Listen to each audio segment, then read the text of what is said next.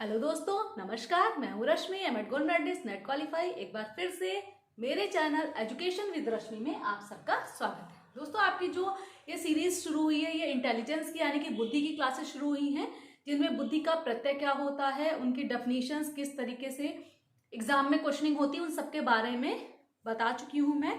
पिछला वीडियो अगर आपने नहीं देखा है तो वो जाकर आप देखिए।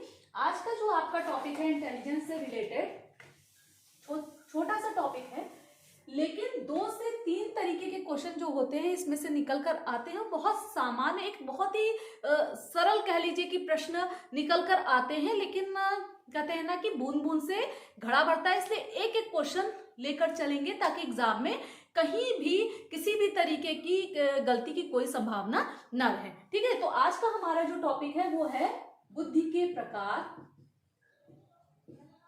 बुद्धि के प्रकार, टाइप्स ऑफ इंटेलिजेंस। ठीक है, इससे क्वेश्चनिंग होती है और कोई भी एग्जाम हो, ठीक है, एजुकेशन से रिलेटेड कोई भी एग्जाम आपका हो, ये क्वेश्चन पूछा ही जाता है।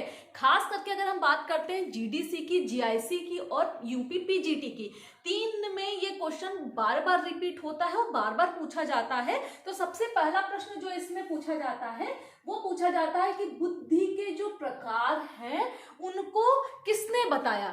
ठीक है, या फिर बुद्धि के प्रकार देने वाले मनोवैज्ञानिक कौन थे। तो यहां पर नाम नोट कर लीजिए, ईएल थॉर्नडाइक, ठीक है, या फिर एडवर्ड ली थॉर्नडाइक। ठीक, सबसे पहला प्रश्न आता है, बहुत सरल प्रश्न है लेकिन एग्जाम में पूछा जाता है। ठीक है, बुद्धि के प्रकारों को देने वाले मनोवैज्ञानिक कौन थे? एडवर्ड ली थॉर्नडाइक थे।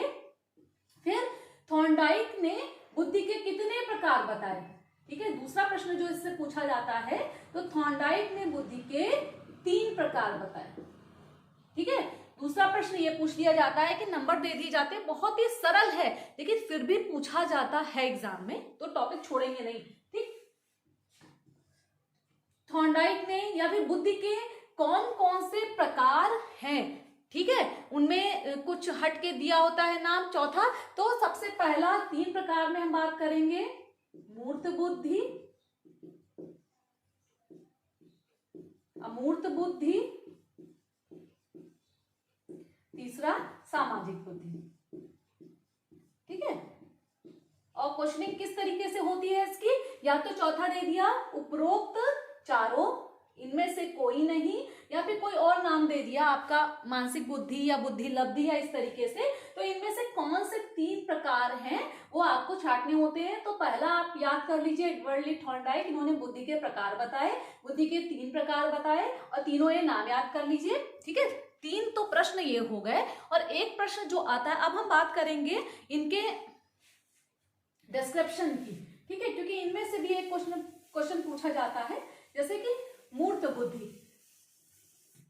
सबसे पहले हम बात करने वाले हैं मूर्त बुद्धि।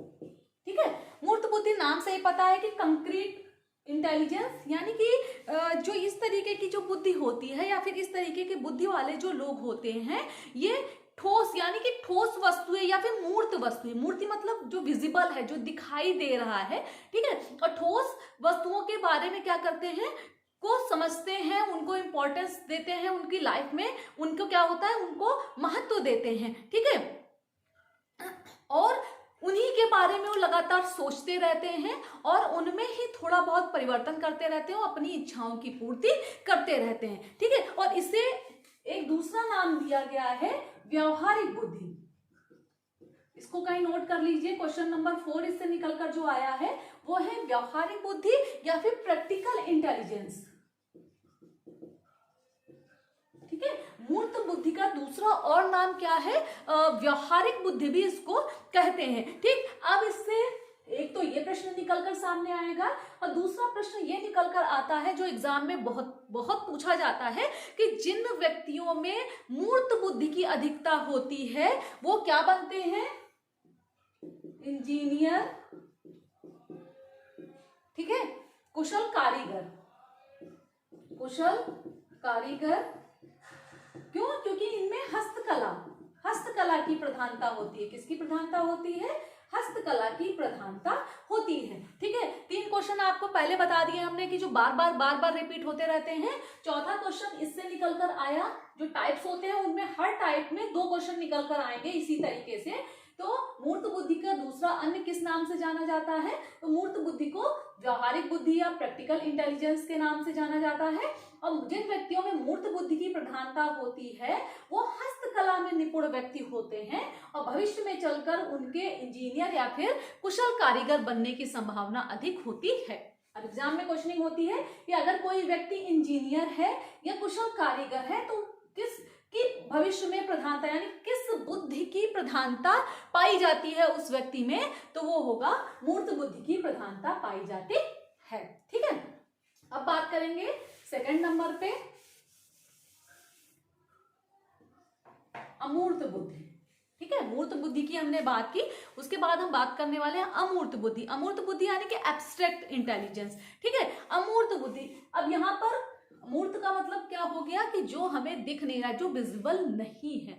ठीक है, तो जिन व्यक्तियों में अमूर्त बुद्धि की प्रधानता होती है उनका जो चिंतन स्तर होता है, क्या होता है? चिंतन स्तर जो होता है वो बहुत ही उच्च होता है, यानी कि चीज वो बहुत गहनता से उसको लेते हैं, बहुत ही ज्यादा अमूर्त विषयों के बारे में जो हमें दिखाई नहीं दे रहे हैं, ऐसे तथ्यों के बारे में, ऐसी बातों के बारे में वो क्या कर रहे हैं? लगातार चिंतन करते हैं। और जो ऐसे जो व्यक्ति होते हैं जो अगर मान लीजिए इनके सामने कोई भी समस्या आती है, ठीक है, कोई भी जीवन में समस्या आती है तो ये चिंतन के माध्यम से ही उस बड़ी से बड़ी समस्या का समाधान कर लेते हैं। क्यों? कैसे? क्योंकि ये विचार, यानी कि अगर इनमें चिंतन की, सोचने की क्षमता बहुत ज्यादा है तो ये किसी भी चीज पर, किसी भी समस्या पर विचार कर लेते हैं। ठीक है, फिर कल्पना कर लेते हैं और मानसिक प्रतिमाओं के सहारे, किसके सहारे? मानसिक प्रतिमाओं के सहारे ये समस्याओं का निदान करने का प्रयत्न करते हैं। ऐसे व्यक्ति जो होते हैं दार्शनिक, कलाकार, कहानीकार,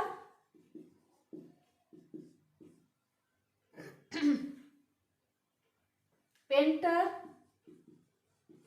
गणितज्ञ, ये बनते हैं। ठीक है, यहां से क्वेश्चन इससे निकल के आएगा कि अमूर्त बुद्धि की जिन व्यक्तियों में अधिकता होती है वो भविष्य में क्या क्या बनते हैं? या फिर एक कह लीजिए एक दार्शनिक या एक कलाकार, एक कहानीकार, एक पेंटर और एक गणितज्ञ में कौन, गणितज्ञ, सॉरी ये इसको ठीक कर ली, हाँ, एक गणितज्ञ में कौन सी बुद्धि की प्रबलता रहती है? तो इनमें अमूर्त बुद्धि की प्रबलता रहती है। और इसका जो दूसरा नाम है वो है सैद्धांतिक बुद्धि। वो प्रैक्टिकल था, ये क्या है? थ्योरेटिकल है। ठीक है, वो प्रैक्टिकल था, मूर्त जो बुद्धि थी वो प्रैक्टिकल थी, यानी कि लोग कर रहे हैं उसमें, और ये थ्योरेटिकल है, यानी कि इसके बारे में सोच रहे हैं और सिद्धांतों का यहाँ पर क्या हो रहा है? निर्माण हो रहा है। ठीक है, अब बात करते हैं जो थर्ड नंबर आता है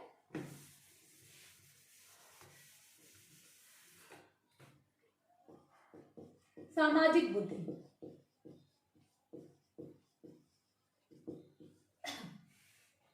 सामाजिक बुद्धि इस तरीके के जो व्यक्ति होते हैं वो अपने आप को समाज में समायोजित करने में, ठीक है, बहुत ही ज्यादा जल्दी खुद को समाज में समायोजित कर लेते हैं, व्यक्तियों में समायोजित कर लेते हैं। ठीक है, और कह लीजिए कि इनका जो सामाजिक संबंध होता है, जो सामाजिक दायरा होता है, पहले तो बहुत बड़ा होता है, और सामाजिक जो संबंध होते हैं लोगों से वो काफी अच्छे होते हैं, क्योंकि ये कार्यकुशल व्यक्ति होते हैं और इनकी सामाजिक प्रतिष्ठा भी क्या होती है? ज्यादा होती है, और हर तरीके की सामाजिक परिस्थिति में ये खुद को समायोजित कर लेते हैं या फिर एडजस्ट करने में सफल हो जाते हैं। अब कह लीजिए कि जिन व्यक्तियों में मान लीजिए कि मूर्त बुद्धि है और अमूर्त बुद्धि है, लेकिन अगर सामाजिक बुद्धि नहीं है तो समाज में वो अपने आप को इंट्रोड्यूस करने में कहीं ना कहीं सफल नहीं हो पाते हैं। ठीक है, तो इस तरीके से आपकी ये 3 जो बुद्धियां थी, इनके टाइप्स थे, और इनसे करीब करीब 3, 2, 5, जो 7-8 क्वेश्चन जो निकल कर करीब सामने आए वो आपको मैंने बता दिया है। 8 में से उम्मीद है कि 2 क्वेश्चन आपको एग्जाम में बिल्कुल हर हालत में मिल जाएंगे। ठीक है, छोटा सा टॉपिक था तो मैंने सोचा कि इसको छोड़ना ठीक नहीं है। और आज के लिए बस इतना ही। अगर वीडियो पसंद आया हो तो इसको लाइक करिए, चैनल को सब्सक्राइब करिए और बेल आइकन जरूर दबाइए। ठीक है, और साथ में जुड़े रहिए। उम्मीद है कि एक दिन सफलता आपको जरूर मिलेगी और मेरा जो ये प्रयास है आप लोगों की मदद करने का, ये इसमें मैं भी सफल जरूर होंगी। तो आज के लिए बस इतना ही। धन्यवाद।